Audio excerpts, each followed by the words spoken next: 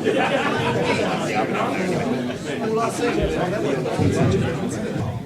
ladies and gentlemen. Thank you very much for coming along to this Farnborough Football Club Fans Forum.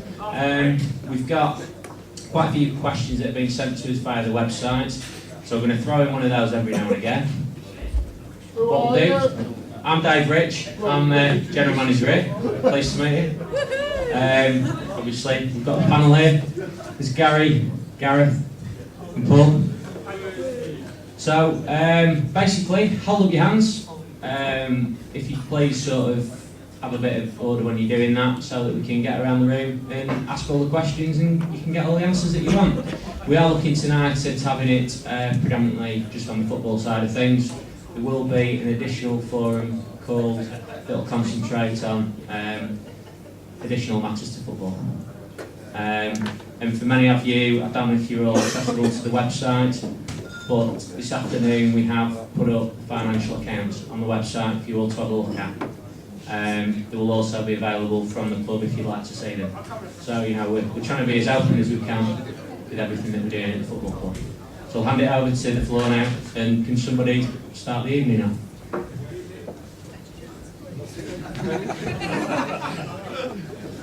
I've rather got the impression that the manager's going to tell us what he's going to do, rather before we start asking questions. Good evening everyone, my name is Garry, I'm going to be manager for the season. The gentleman there said that he felt that I should make a statement, so that's what I'm going to do. Myself and Gareth have come in from Hayes and Yeading, a club that we took from Conference South, part-time status, up to the conference, and then took them full-time last year and had a little bit more success. After several discussions with Simon, decided to come over to Farnborough. Simon's very keen on having a full-time status here, where the playing staff will be full-time training every day, with the emphasis on younger players. So that's what we're now trying to put in place. The previous last season's team, vast majority of them are not in a position to go full-time. I've spoken to, I think there's only one left to talk to, and he's still on holiday. I've spoken to everybody, and there's very few of them that are in a position to go full-time because of their personal situation or their financial situation. So unfortunately, some players that we wanted to keep have left, but that's just the way it is. Everybody at the club will be, everybody on the playing side of things will be full-time. So now we're in the process of talking to players. That's the situation, the gentleman there. That's what I'm going to be doing. So now if anybody would like to ask a question. Okay, first question. I've got a range if no one else wants to ask one. I'm a teacher in a local school. I'm very interested about the fact that you're now full-time in terms of your players and staff. Are there going to be any opportunities to reach out to a local school? Perhaps it's about half a mile that way, it's Fernhill. Hopefully we'll hear about that soon. For you to actually come into the school, benefiting the school, of course, in introducing to the local club, either as players or supporters, and also introducing yourself to possible up-and-coming young talent. Definitely. Every player that signs a contract will have a clause in it that he has to do 2 hours of community work every month, which will allow us a pool of talent, if you like, that will be able to go out. I've worked in a primary school myself for 5 years in Chertsey, so I know the kind of things that schools are looking for. And so, working with Dave, I think we'll probably start some kind of initiative to offer things to school if they want players to come and do some coaching, assemblies, and generally promote the club. To be honest, I've been in the job about a week, and I've spoken to at least 40 players in that time, met them, had a lot of players up here at the club and at the training ground. So once the playing side of things starts to settle down, then I think we'll start to look at that kind of initiative. Yeah, we've been lucky enough to get used to the style of play. We've had good players, they've played a good brand of football, and it's been good to watch. They've gone, new players are going to come in. Can you give us any guarantees, A, the quality, or B, that at least we're going to get players in that are going to have heart, commitment, and not just go through the motions? Thank you. The bare minimum requirement for a player that is prepared to come in and work. When you're working full-time, you get an opportunity to do an awful lot more specific work. You say that about the style and the brand of football. I would like to think, well I know because I've had other managers say, that we play very much a passing game. The pitch is an enormous pitch, I think it's 73 metres wide, which is wider than Wembley, which allows you to open up we'll have pace wide, attacking fullbacks, and a goalkeeper that can distribute the ball. So I'd be pretty much assured about that. I'd like to think, well, I know that I have got, myself and Gareth have a reputation for providing attacking football. Our teams have always tended to score goals. My problem has always been conceding goals. So trying to get a balance between the two is hopefully what we've managed to get over the past couple of years at Hayes and Reading. So I can pretty much guarantee you that.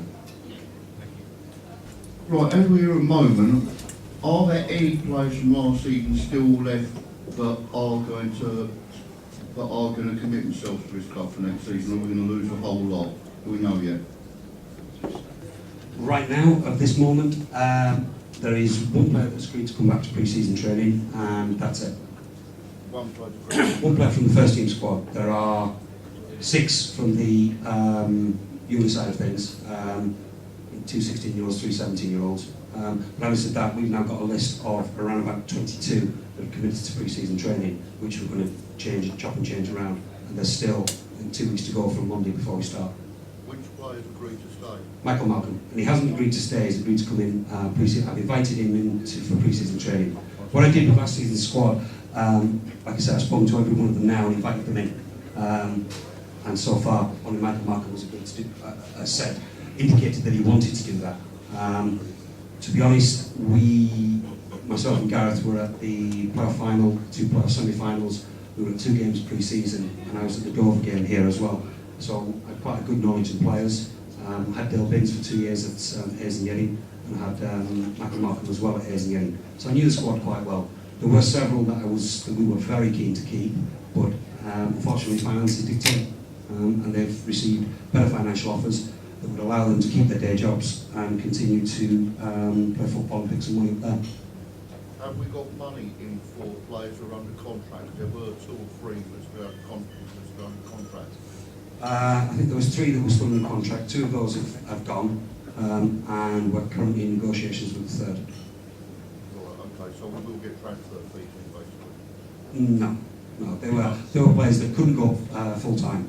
And so, rather than keep players that didn't want to stay here, the view of myself and the chairman is that if the player's not happy here and doesn't want to be here, then he should go, unless we feel that we can get a sizable fee. But at the moment, the football industry the way it is, those players wouldn't have commanded a fee, and to insist that they came training would have just created an atmosphere that it's just not worth it. No, I thought Gareth Marm might command a fee because he was a Lord Short. Yeah, but Darren McMahon lived in Hornchurch, wasn't prepared to come over every day, had received another offer and pretty much came in wanting to leave, or for the deal that he was currently under to be increased. I've been given a budget to work to, and that's what I'll work to. And if I can't afford him, then unfortunately that's the way things are. The emphasis this year is not going to be on players making money, it's going to be on players that want to play, and want to play in a full-time structure, and want to play for this football club. Fair enough. So far, I think there's only been 2 friendlies arranged, or are there more in the kind? In amongst the many phone calls that I've made, I've also been making quite a lot to other clubs looking at games. I'm not in the business of saying we might have this, we might have that. When something is definite, then I will announce it. I think there's the Aldershot game on the 10th of July, and then on the 6th of August there's 2 games, one against Police, one against Oxford City, where we're going to divide the squad up. There are, I think it's 2 league clubs and one quite large conference club that I've spoken to this week. But as I said, I've come into the job on Friday, last Friday, and it wasn't until then that I could really start to make calls. So there was nothing in place from previous seasons apart from the Aldershot game. So there will be games. We'll have a game every Saturday and a couple of midweek games as well. I think it's 7 that we're looking for. I'm intrigued about the rationale for going full-time, because a bunch of part-time lads nearly got promotion last year, so why take the risk of losing them all to go full-time? Pretty much one word: money. The club wasn't sustainable last year. The amount of money that was being paid out was far outweighed the amount of money coming in. And unless somebody has another 200,000-300,000 that they want to put in, then the club has to be sustainable. The chairman has a model for the club where he doesn't want to go bankrupt. He only wants to pay out what comes in, and so that's dictated by finance. When, in the course of our discussions, The budget that we have this season is not that far off the budget that I had last season, and that was a full-time squad that finished 16th in the Conference National. The players are out there. There's absolutely no doubt about that. It can be done. So I think if we were coming into this brand new without having achieved what we had last season, then I would probably have the same view. But last season we had players that were on far less money than the players that were here and performed at a higher level and managed to finish 16th. So the rationale is that you will be able to work with players, improve them, and so taking a 16, 17-year-old on a first-year pro's wage, if you like, improve him over 2 or 3 years, make him into a league player, and he will grow with the club. That will bring along revenue for the club if he's sold. It will have an affinity to the club, and it's a better foundation, I feel. We've worked in both situations, part-time and full-time. Full-time is the better way to go because you get more time to organise the team. At what level are you trying to attract the players from? This week I've spoken to a player that's got a Premier League medal, Premier League winners medal, and I've spoken to a team from a player from a random Division 1 team. So any level at all, to be honest. If I feel that they're good enough, then I'd like them to be in here. If they can fit in the system, if they're good enough to, if I feel that they're good enough for the team, then it really doesn't matter what level they come from. Paul has provided some players. Like I say, I've got a wide range of contacts across London clubs. I've spoken to literally every London club this week, talking about their release players and others that might be available. So, to be honest, from every level. Are you being offered players? Yeah, I was offered 8 players from a league club on Monday. Literally went through the list and he said, take your pick.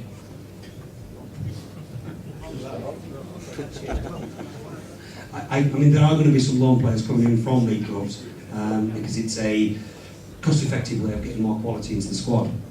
But ideally, you want players that are your own. Sometimes it's you identify the position, and if you can't find one that you can sign yourself, it's a way of getting players in much cheaper. Last season, we had a player from QPR who was earning £550 a week. We paid £100 a week for him, and he's now signed for a League Two club on the strength of his performances for us. So the players are out there.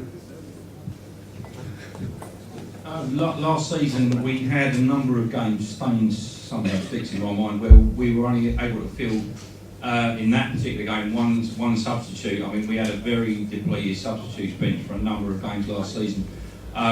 Will you have procedures, etc., set in place to guarantee that this doesn't happen next season?